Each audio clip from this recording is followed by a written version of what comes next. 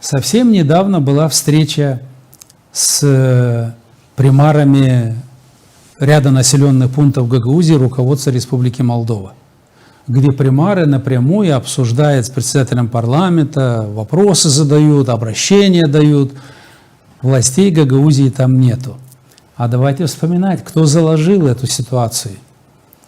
Ирина Федоровна, когда получала от депрессивного руководства власть в руки, была одна ассоциация примаров, которую каждый месяц один день собирали, день примара, и власти всегда сверяли свои шаги, объясняли свои шаги, и с примарами был тесный контакт. Это было одно целое.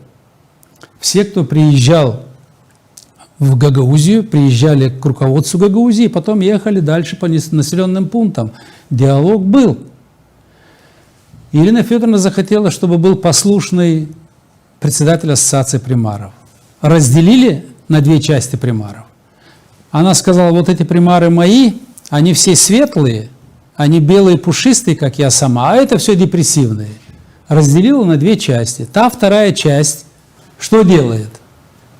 Один примар из Копчака набирает президентуру и приглашает президента на встречу с примарами, с половиной примаров.